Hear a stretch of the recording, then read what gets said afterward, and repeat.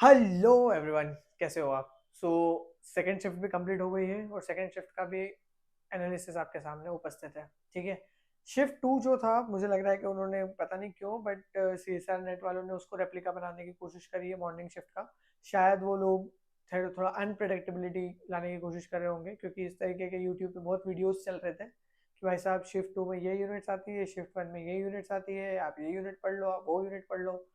Although ये सारी चीज़ें बकवास है, इसलिए इस पे ज़्यादा ध्यान देने की ज़रूरत नहीं है। ठीक है। तो यूजुअली पेपर जो था वो वैसा ही था जैसा शिफ्ट वन में रहा, मॉडरेट रहा।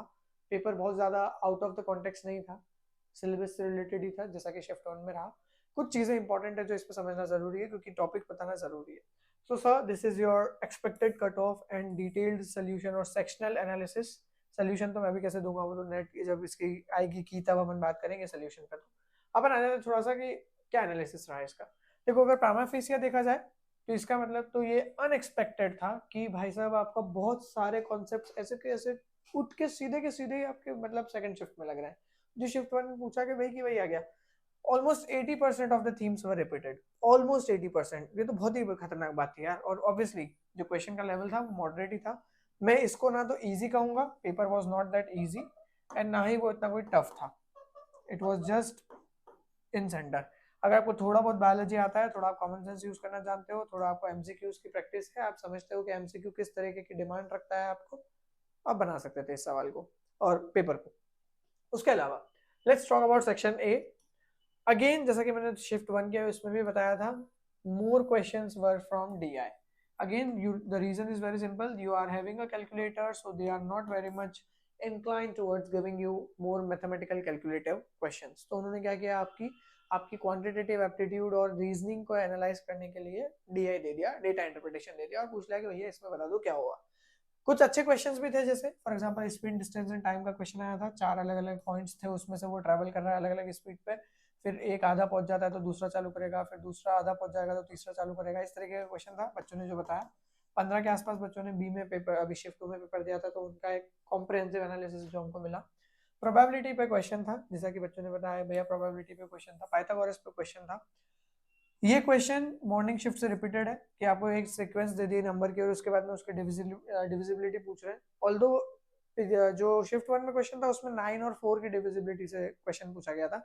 इसमें आपको शायद प्रीसीडिंग और सक्सीडिंग नंबर के बेसिस पे कुछ क्वेश्चन था। Actually I don't know the actual question and that is the problem. Statistics पे भी क्वेश्चन आया हुआ था, मीन मीडियन एंड मोड से सवाल पूछा था उन्होंने। और एक क्वेश्चन था जिसमें उन्होंने कॉम्बिनेशन लगा के आपको एज और प्रोफेशन निकालने का। अगेन ये भी किसका है, डीआई का है, ये डीआई का है। उसके अलावा आपके और भी दूसरे क्वेश्चन है जो डीआई से रिलेटेड है। स्टैटिस्टिक्स ये अच्छा है कॉन्सेप्ट इन्होंने यहाँ पे पुट फोर्थ किया है, बढ़िया था ये सेक्शन।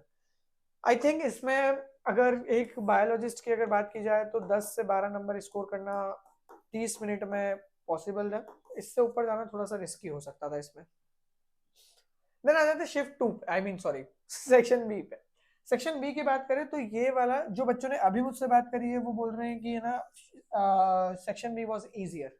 तो मुझे लग रहा है कि जो मॉर्निंग शिफ्ट में फैक्चुअल क्वेश्चंस थे, जीन ही जीन भर के दे दिए थे, तो शायद शिफ्ट टू में उन्होंने इस चीज को थोड़ा सा चेंज करके और एक ज्यादा बेसिक सेक्शन बी बनाने की कोशिश करी है।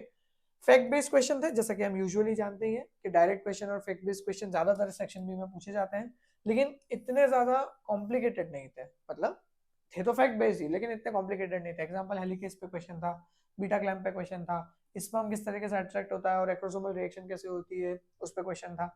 इसके अलावा जिब्रेलिक एसिड पे क्वेश्चन था, जिब्रेलिक एसिड पे सी में भी क्वेश्चन आया। ठीक है। इकोलॉजिकल इंटरेक्शन पे क्वेश्चन था, डीएनए पॉल 3, निक फिलिंग कैसे होती है, इसके लिए आपको गैप और निक के बेसिक डिफरेंसेस के बारे में और लाइगेजेस वगैरह के बारे में बेसिक आइडिया होना चाहिए था। टीआरएन एंटीकोडॉन, अगेन ट्रांसलेशन का है ये, प्राइमरी एंटीकोडॉन वगैरह इस तरीके से कैसे काम करते हैं। C2 साइकिल से क्वेश्चन था जिसमें वो ग्लाइसिन सेरीन के कन्वर्जन पे बात करते हैं, माइटोकॉन्ड्रिया पूछा था उसके अंदर उन्होंने। उसके अलावा आपका फास्ट पॉलीस्पर्मी ब्लॉकेज को लेके जो आपका डीपोलराइजेशन की इवेंट चलती है, जिसमें आपका जो सोडियम होता है वो इन्फ्लक्स करता है और उस वजह से आपका यहाँ पे आगे जाके फास्ट पॉलीस्पर्मी होती है, और स्लो पॉलीस्पर्मी के लिए हम कॉर्टिकल ग्रेन्युलेशन की बात करते हैं। तो बेसिकली आपको क्वेश्चन फास्ट पॉलीस्पर्मी ब्लॉक पे था। ये बी के क्वेश्चन थे। जब ये आप ये वर्ड सुनते हो तो अगर जिसने भी ढंग से थोड़ी बहुत तैयारी कर रखी है, मतलब फॉर्चुनेटली हम लोगों ने ये सारे वर्ड्स कवर करके पढ़ा था। फॉर्चुनेटली मतलब मैं कोई क्लेम नहीं कर रहा हूँ कि मुझे पता था कि पेपर क्या आने वाला है, but we did everything which is mentioned over here. सब कुछ हम लोगों ने इसमें कवर किया था। सो अल्टीमेटली अगर कोई 8 यूनिट को ढंग से प्रिपेयर करके जाता है और 2 यूनिट साथ में प्लस 2 मतलब टोटल 10 यूनिट्स को 2 सुपरफिशियली और 8 यूनिट डेप्थ में पढ़ के जाता है, तो बी इतना भारी नहीं पड़ता उससे ऊपर। फर्स्ट प्राइमा फेसिया तो यही पता चलता है। फिर आते थे सी के ऊपर। सी में क्या था, again as per the morning shift, जैसा मॉर्निंग में था वैसे ही कुछ इसमें देखने को मिला।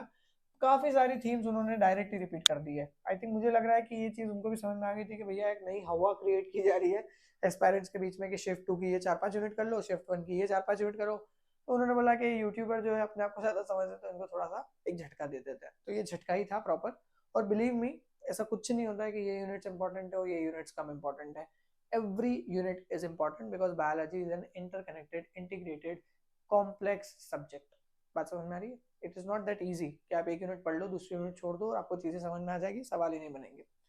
आगे बढ़ते हैं।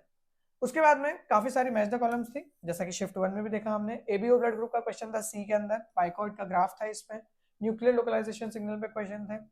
प्रोटॉन कॉन्सेंट्रेशन कहाँ पे ज्यादा होता है, मैट्रिक्स में, आउटर मेम्ब्रेन, इनर मेम्ब्रेन या inter membrane space? I don't think so कि ये बताने की जरूरत है, you are very well versed with this. Gibberellic acid, जैसा मैंने बोला था कि सी में भी आया, बी में भी आया। सेल साइकिल के सेग्रीगेशन जो होता है आपका एनाफेज का टाइम पे, उस पर कौन कौन से अरेंजमेंट्स होते हैं, एपीसी सीडीसी 20 के साथ कैसे जुड़ता है, और उसके बेसिस पे सेपरेज, सेक्यूरिन वगैरह के बारे में पूरी की पूरी कहानी, कोहेसिन, और उसके अलावा SMC1, SCC1, इस तरीके की बातें।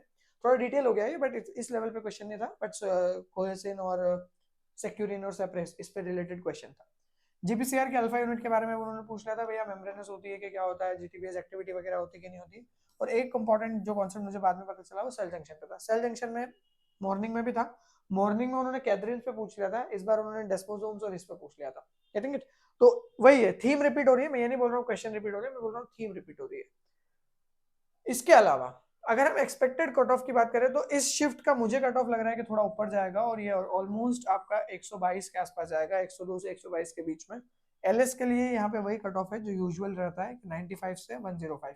बट एज यू नो कि हमारे पास में दो शिफ्ट है, शिफ्ट 1 और शिफ्ट 2, और ये कॉमन सेंस के लिए समझ में आ रहा है कि शिफ्ट 1 का बी थोड़ा सा ट्रिकी पार्ट था और शिफ्ट 2 में यूजुअली पेपर ईजियर था। इस बेसिस पे अगर बात करी जाए तो इन दोनों के बीच में एक नॉर्मलाइजेशन चलेगा। और नॉर्मलाइजेशन कैसे होता है, क्या होता है, किसी को भी नहीं पता है। कोई भी यूट्यूब वीडियो अगर आपको बता रहा है तो वो झूठ बोल रहा है, प्लीज उसके बारे में बात मत करो। जब तक वो ऑथेंटिकेटेड कोई सोर्स से वेरीफाई नहीं होता तब तक किसी पे बात नहीं माननी है। नॉर्मलाइजेशन कैसे होता है कुछ भी नहीं पता, बट नॉर्मलाइजेशन के एक बेसिस अगर हम प्रीवियस ट्रेंड्स को देखें तो जेआरएफ और एलएस के कट ऑफ को हम लोग प्रिडिक्ट जरूर कर सकते हैं कि इस रेंज में फॉल करेगा। अगर मैं जेआरएफ की बात करूं तो ये 105 से 120 के बीच में फॉल करेगा नॉर्मलाइजेशन के बाद। किसके लिए? अनरिजर्व के लिए। 100 से 110 के आसपास अगर आप ओबीसी से बिलोंग करते हो तो आपको जेआरएफ मिलने के काफी चांसेस है यहाँ पे। और 85 से 100 में आपका जो एसटी एंड एससी वाले लोग होते हैं उनके पास में काफी अच्छा चांसेस होगा जेआरएफ लेने के लिए। एलएस पे सेम, अनरिजर्व के लिए ये 100 से 115 वेरी करेगा। अब ये 115 के आसपास यूजुअली मुझे कम लग रहा है कि जाएगा, ये 105 107 के आसपास जाएगा। इधर ओबीसी की अगर बात करें तो 95 टू 97 अराउंड 105 तक जा सकता है, और इधर 78 80 के आसपास, और इधर 95 96 के आसपास। बेसिकली कहने का मेरा मतलब ये है कि जो पिछले प्रीवियस कट ऑफ रहे हैं उसके आसपास कट ऑफ रहेगा, और शायद +2 -2 का डिफरेंस आ सकता है यूजुअल बात पे। जो आपका ये आएगा ना एनडीए का स्कोर आएगा जो परसेंटाइल में आएगा उसके बेसिस पे बात करेंगे अपन, जब आएगा वो तब देखेंगे। So that's all. I wish you all the best.